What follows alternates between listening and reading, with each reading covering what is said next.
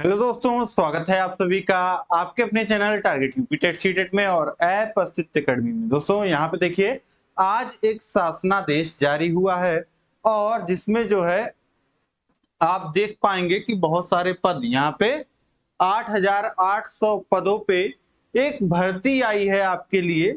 लेकिन यहाँ पे कुछ चीजें पॉजिटिव हैं, कुछ चीजें नेगेटिव हैं, लेकिन हमको पॉजिटिव को लेकर के चलना है, आगे बढ़ना है। तो सब कुछ यहाँ पे मैं आपको बताऊंगा, बहुत ध्यान से सुनिएगा कि भर्ती क्या है और भर्ती की योग्यता क्या है, कौन कौन फॉर्म भर पाएगा और उसमें वेतन क्या है, भर्ती प्रक्रिया क्या है। मतलब ये सारी चीजें जो है आपको यहाँ पे जानने को मिलेगी। एक एक डाउट जो है आपका क्लियर हो जाएगा, लेकिन आपको धैर्य से पूरा जो वीडियो है यहाँ पे देखना होगा और सारी चीजें सुनना होगा। ठीक, जो भी चीजें हैं ऑथेंटिक हैं, कोई भी यहाँ पे ये फॉल्स न्यूज नहीं है। ठीक, अब ये भर्ती क्या है, देखिए आपको पता है कि प्राइमरी स्कूल से पहले जो है आपका प्री प्राइमरी भी चलता है। एक बार देख लीजिए, पहले शासनादेश देख लीजिए, यहाँ पे ये जो जारी हुआ है इसको आप यहाँ पे देखिए। प्रेषक आनंद कुमार सिंह, उप सचिव उत्तर प्रदेश शासन, यहाँ पे आप देख पा रहे हैं इनके द्वारा जो है ये आपका शासनादेश जारी किया गया है। और सेवा में महानिदेशक स्कूली शिक्षा उत्तर प्रदेश लखनऊ। विषय क्या है इस पे ध्यान दीजिए कि वार्षिक कार्य योजना एवं बजट 2025-26 में प्राप्त अनुमोदन के क्रम में स्वीकृत 8,800 परिषदीय प्राथमिक एवं कंपोजिट विद्यालय में बाल वाटिका कक्षा हेतु ECCE एजुकेटर की सेवाएं प्राप्त किए जाने के संबंध में, यानी कि यहाँ पे बाल वाटिका कक्षा ये क्या होता है, आपका प्री प्राइमरी जो होता है। आपको पता है कि प्राइमरी स्कूलों में बच्चों का जो एडमिशन होता है वो जब 6 वर्ष के हो जाते हैं तब उनका एडमिशन कक्षा 1 में किया जाता है। ठीक, ये आपका नियम है। लेकिन उससे पहले क्या, उससे पहले बच्चे आंगनवाड़ी में पढ़ने आते हैं। ये हर एक प्राइमरी विद्यालय पे नहीं होता है, लेकिन जो है जहां भी होता है वो प्राइमरी विद्यालय के ही कैंपस में होता है। ठीक, इस तरीके से आप जानते होंगे आंगनवाड़ी केंद्र होते हैं जहां पे प्राइमरी विद्यालय होते हैं। जरूरी नहीं है कि हर जगह हो, लेकिन जो है आपको बहुत सारी जगह जो है देखने को मिल जाएगा जहां पे आपके प्राइमरी विद्यालय हो या आपका प्राइमरी और उच्च प्राथमिक दोनों हो, वहां पे आपको ये देखने को मिल जाएगा। इसी में आपकी ये भर्ती आई हुई है। इस पद को क्या बोलते हैं, इस पद को बोलते हैं ECE एजुकेटर, नाम दिया गया है और इसी की ये भर्ती आई हुई है 8,800 पदों पे। ठीक, अब इसके आगे समझिएगा।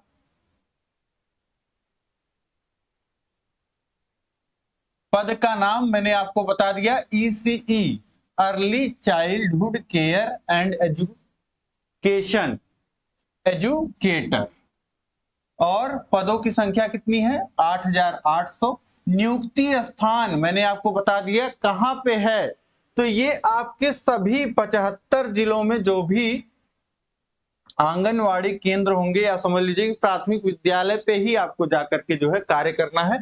तो 75 जनपद अवस्थित को लोकेटेड आंगनवाड़ी केंद्र युक्त 8,800 विद्यालय। ठीक, तो विद्यालयों पे ही जाकर के काम करना रहेगा। नियुक्ति का प्रकार देखिए, यहाँ पे चीजें साफ हो जा रही हैं कि आपकी ये कोई परमानेंट भर्ती नहीं है, ये आपकी संविदा पे भर्ती है। यानी कि आपको जब तक सरकार रखना चाहेगी रखेगी। ठीक है, जैसे कि यहाँ पे लिखा गया है संविदा अवधि अधिकतम 11 माह। अब इसका मतलब क्या है, क्या सरकार आपको केवल 11 माह के लिए रखेगी? नहीं, आपको सरकार जब तक चाहेगी तब तक रखेगी, लेकिन जो आपको वेतन मिलेगा वो 11 माह का मिलेगा। साल में 11 माह का ही वेतन मिलेगा। और कितना वेतन, कितना मानदेय मिलेगा, तो 10,313 रुपए प्रति माह, PF ESI सहित। ठीक, तो इतना वेतन 10,313 रुपए जो है आपको मिलेंगे।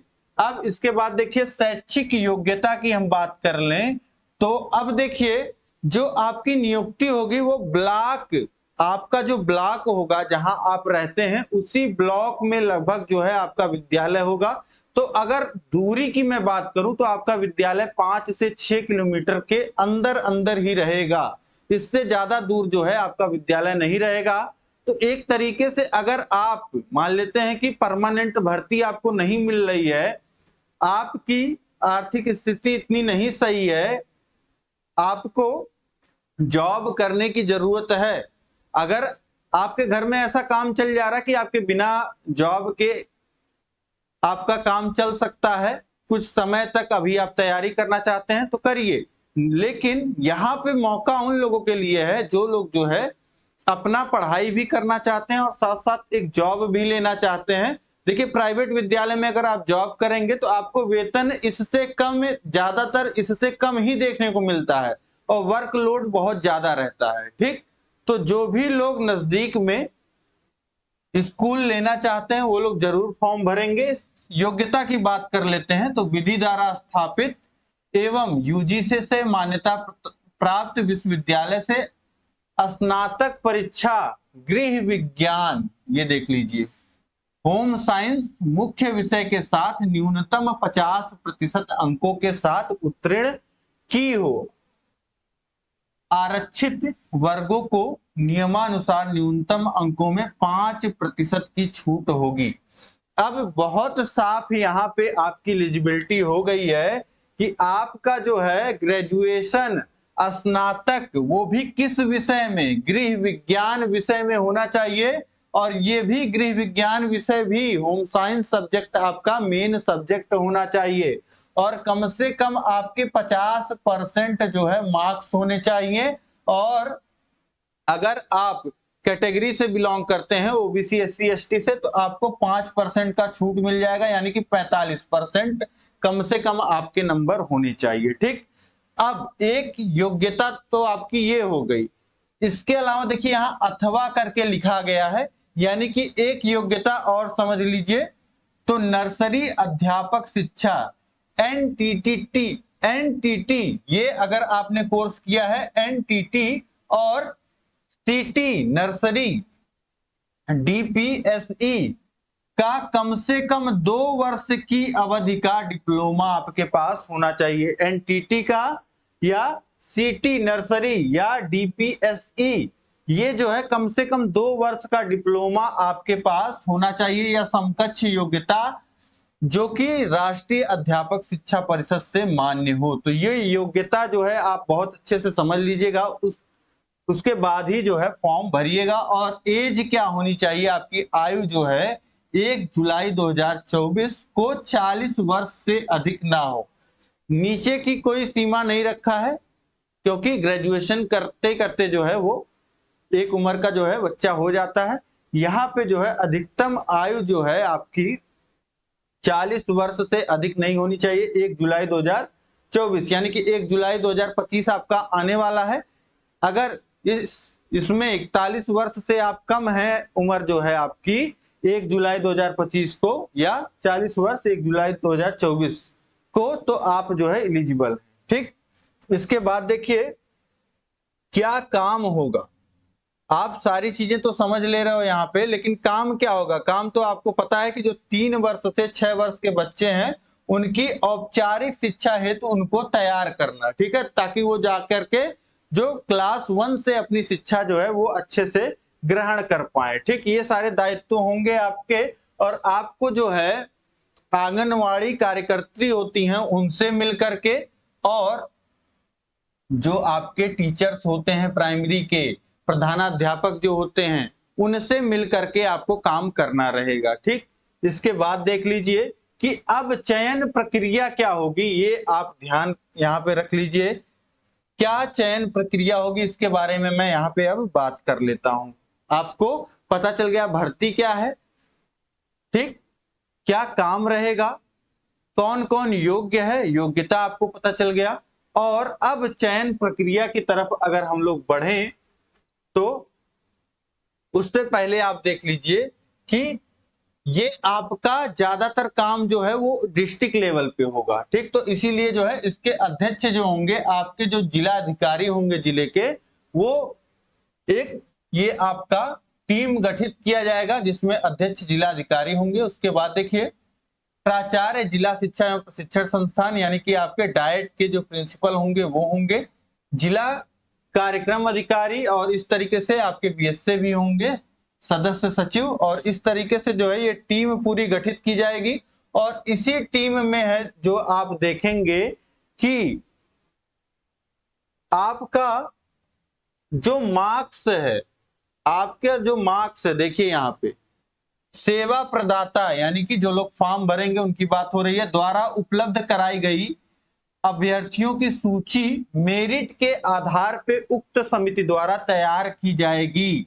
अब देखिए मेरिट के आधार पे बोल दिया गया है, यानी कि यहाँ पे जो है आपके मार्क्स, पूरे मार्क्स आपने कितने प्राप्त किए हैं, आपकी जो भी शैक्षिक योग्यता है जो यहाँ पे मांगी गई है, उसमें उन सब में आपने कितने मार्क्स गेन किए हैं उसके आधार पे मेरिट बनाई जाएगी। मेरिट सूची हाई स्कूल, इंटर, स्नातक, ग्रेजुएशन, डीपीएसई, एनटीटी एवं संबंधित डिप्लोमा शैक्षिक योग्यता हेतु निर्धारित अर्हता के आधार पे के प्राप्तांकों के प्रतिशत के योग के औसत के आधार पे प्रत्येक जनपद में मेरिट सूची आरोही क्रम में तैयार किया जाएगा। देखिए बता दिया गया है कि यहाँ पे प्रत्येक जनपद की मेरिट बनेगी, ना कि पूरे प्रदेश की, ठीक है। आपके जनपद के अनुसार मेरिट बनेगी और जो आप लोग फॉर्म भरेंगे उस पर मेरिट बनेगा। और इसमें जो है सदस्य कौन कौन रहेंगे, कौन लोग डिसाइड करेंगे, ये भी मैंने आपको यहाँ पे बता दिया। और इसी मेरिट के आधार पे जो है आपका सिलेक्शन हो जाएगा। कोई एग्जाम नहीं होगा, ध्यान रख लीजिए, आपका कोई एग्जाम परीक्षा आपको नहीं देना है, कोई परीक्षा आपको इसमें नहीं देना है, केवल आपको फॉर्म फिल करना रहेगा। जब फॉर्म आ जाएगा जो अन्य जानकारी आएगी जैसे जैसे वो मैं आपको बताता रहूंगा, ठीक।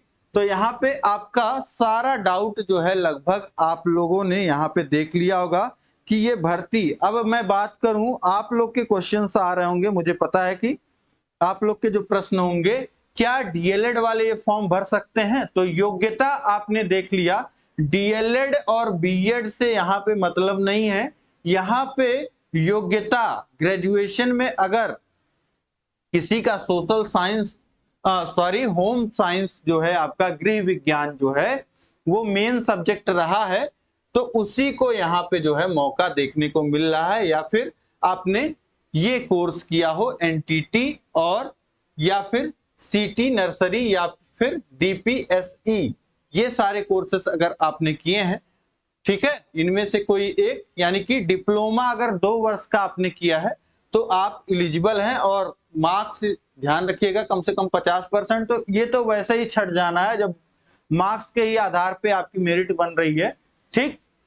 तो अब यहाँ पे आप समझ गए कि जॉब प्रोफाइल क्या है।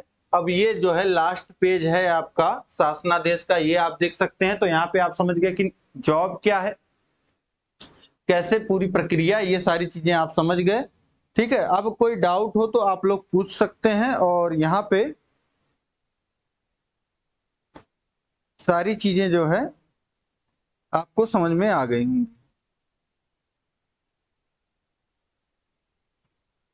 चलिए, तो इस तरीके से ये जो नोटिफिकेशन है ये आपको मैं प्रोवाइड कर दूंगा Telegram channel target UPTET CTET पे। तो आप लोग टेलीग्राम पे ज्वाइन कर लीजिए, हमारा Telegram channel target UPTET CTET. कोई भी डाउट है तो इस नंबर पे आप कांटेक्ट कर सकते हैं, ये हमारा इंस्टाग्राम अकाउंट है। और अगर आप डीएलएड किसी भी सेमेस्टर में हैं और अच्छे से अपने सभी विषयों की पढ़ाई करना चाहते हैं तो ये हमारा ऐप है अस्तित्व अकेडमी ऐप, इसको डाउनलोड कर लीजिए, इसको लाइक कर दीजिए, वीडियो को अधिक से अधिक शेयर कर दीजिए, चैनल पे नए हैं तो सब्सक्राइब कर लीजिए और सभी को बता दीजिए जो भी लोग एलिजिबल हैं फॉर्म भर दें। एक अच्छा जो है आपका पार्ट टाइम जॉब की तरह जो है ये हो जाएगा, क्योंकि आपको बहुत ज्यादा समय नहीं देना पड़ेगा। जितना प्राइमरी टीचर समय देते हैं उससे कम ही आपको समय देना पड़ेगा और बहुत अधिक वेतन नहीं है तो बहुत कम भी नहीं है, आप इस पे कार्य कर सकते हैं। ठीक है, तो आप लोग के क्या विचार हैं इस पे कमेंट करके मुझे बताइएगा। इस वीडियो को अधिक से अधिक शेयर करिए सभी ग्रुपों में, और यहाँ पे जुड़ने के लिए आप सभी लोग का बहुत बहुत धन्यवाद। आगे की जो भी जानकारी होगी इसी चैनल पे आपको मिलेगी।